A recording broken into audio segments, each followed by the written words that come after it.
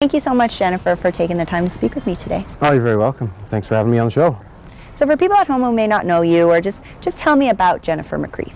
Sure. I'm a person who, I guess, embraces life and loves living here in St. John's, Newfoundland, where I've lived for 5 years. I'm a marathon runner. I've run lots of those. I may not look like an athlete now, but I'm also very keenly interested in my community from a political standpoint and a public policy standpoint. I've been involved with a lot of nonprofit work.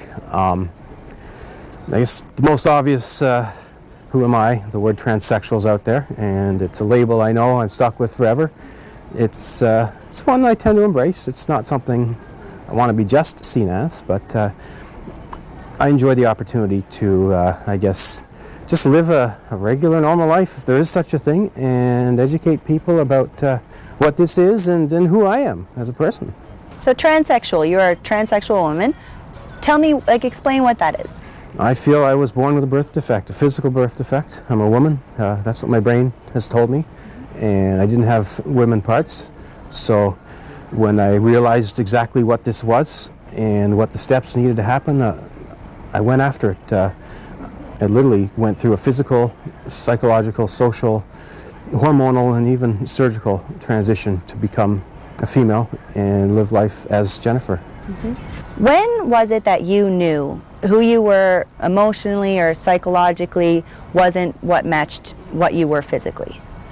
There were clues that something was different about me going back to when I was 8 years old, but it wasn't actually till I was, I think, 33 when it kind of, boom, everything kind of, all the stars aligned, and I actually was able to figure it out exactly. So 33, do you feel like that is late in life? Do you, because some people say, like, I always knew, like, I was born Jennifer, I just had to get that way, but you think 33 is when you really knew? Yeah, it's hard to say. It's older, but not necessarily old. There are people that transition, they don't figure it out till they're in their 60s, so I guess it is what it is. I'm fortunate that I'm still young at heart, fairly physically healthy, and I had a lot of good accomplishments, a lot of good memories in my first 33 years. Sure, I missed out on a lot, living life in the wrong gender and in the wrong sex, but yeah, I've got a great future ahead. I'm really excited. 33 years living as physically a male person. What was growing up for you like then? It was, I guess, very strange in some ways. Growing up in this planet, in the wrong sex, a lot of things have nothing to do with sex and gender. I was fine in going to school, sitting in the classroom, doing the homework, getting a job, no problem. I'm like anyone else, but anything that had to deal with sex or gender, that's where there were issues for me. And I pretty much dealt with that by going into a hole. I was very shy to the point where I knew I was different. I couldn't figure out what it was or why. Couldn't figure out how to really fit in socially or in any type of, I guess, relationship concept. And it was very bizarre not knowing why I felt different. Nobody else could really saw it. They just assumed. That's the thing, we just assume, oh, you must be shy, or it must be something else. And, oh, you're transsexual. No, that's the last thing anyone, including myself, thought. That's amazing. So you didn't, that was the last thing that you thought, when you knew something was different, but that was the last thing that you thought. It was amazing, because when I finally pieced this together, I had already pretty much gone full-time as a woman in my own private environment at home. And I wasn't even seeing it myself. That's how, the blinders, I guess. Okay, I'm dressing up in feminine manners, or I'm doing feminine things. I just sort of dismissed it, and not really thinking too hard about it. And when I finally realized what this really was, one, I was ashamed of myself, because I like to think I'm a good analyst. And I had myself fooled. But two, I'm like, aha, and so many things made sense. What were some of those things? Like, you've mentioned that there were some clues, or right now you said that so many things made sense once you sort of came to realize it yourself. So what were some of those things specifically? Yeah. Well, you go back to when I was literally 7 or 8 years old. the boys and the girls don't like each other. They have cooties, right? Well, no, I wasn't like that. I was actually quite fascinated with girls. And again, I didn't really think much of it. I had more girls as friends than guys. And as I kind of grew up and went through the adolescent stages and I guess got into my 20s, or even teens and 20s, I found myself seeming to be more like a girl than the guys, and I didn't want to do guy things. And at the same time, it wasn't necessarily appropriate for me to go and jump into a circle of friends with the girls. But again, all these kind of thoughts and ideas and feelings made sense. You say, well, if you were actually born female and raised as a girl instead of a boy, you would have fit in perfectly in all those situations. So how did you figure out that it was transsexualism? Yeah, basically it was a process of elimination.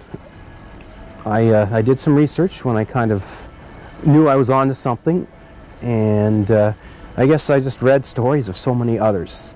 Every transition is different, but there's going to be similarities. And I basically I reviewed my life, my thoughts, my feelings,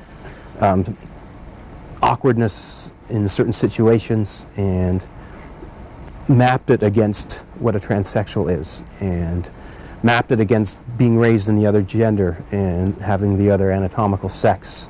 And it was just like a perfect match. Check, check, check, yes. If I was female, yes, that would have worked, that would have worked, that would have worked. And I'd never been so confident of anything in my life. I knew I was onto the right thing. And it's funny, it was a relief because I had finally eliminated the confusion, but at the same time I realized what a journey it was going to be ahead. Mm-hmm. And how would I ever get there? How do you change gender presentation? How do you change sex? And can you be accepted in the world? So tell me about that journey. What is the transition process like? Yeah, well, again, there's blueprints, but there's different ways of doing it. There's obviously coming out to first yourself, coming up with a plan for how am I going to literally survive. Financially is part of it. Family, friends.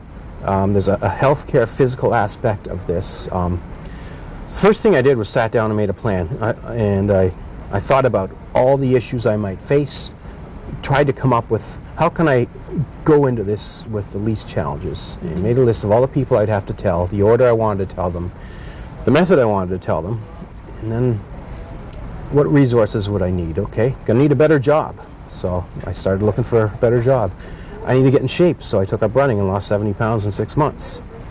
I'm going to need to find doctors who know what they're doing. Just one by one, I kind of put together a plan and got people to be part of my transition team, shall we say. When you finally, like you kind of said, when you know, you know. Yeah. So when you knew yourself, and then you had to tell your family. Yeah. Or you chose to tell your family. Yeah, I was living alone at the time by myself, so there was no immediate impact on anyone else in my household. At the same time, I'm not good at it. I don't like keeping secrets. I used to be shy, but not anymore. If there's something going on, I want to tell people. So the first thing I did is tell, I guess, my closest, my parents, my brother, and kind of went from there.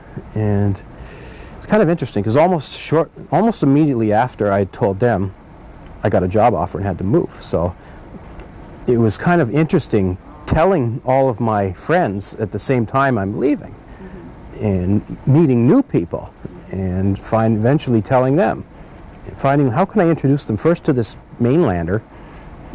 I went from being the mainlander to the trans person. They forgot that I was a mainlander pretty quick after this. We're pretty accepting from people who come from away, sometimes.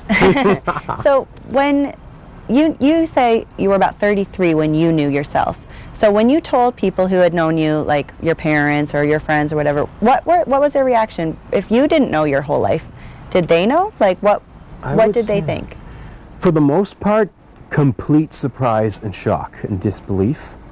I did such a good job hiding it from myself that I obviously hid it from everyone else. Yeah. And that was, so they didn't really quite know what to make. And it made my work, I guess, a little more challenging. They saw me as a happy and successful person without really realizing how miserable I was in so many other ways, and that there were so many things in life that I just wasn't doing or couldn't do. And it was only after I kind of explained further that they were, I guess, better able to at least understand. Still, they weren't convinced. And there was one particular person who was not surprised, interestingly enough, an old girlfriend. And you always kind of seemed more feminine anyways, and it's hilarious looking back at that relationship, and how certain qualities that came out from me at the time were evident to her. When I kind of had that aha moment and kind of went through this panic attack, she was one of the first people on my list. I want to talk to people who know me. What do you think? Do you think this? Yes, no, yes. And it was amazing, that conversation. I hadn't talked to her for about 5 years. And we just kept remembering back to, I guess, the time we had together. And it was a very helpful piece to that puzzle, to, I guess, the reassurance. It helped me reassure me that I was right in my thinking. Great. Well, we have tons to talk about, so we're going to take a quick break, but when we come back, we'll continue our conversation with Jennifer McCreath.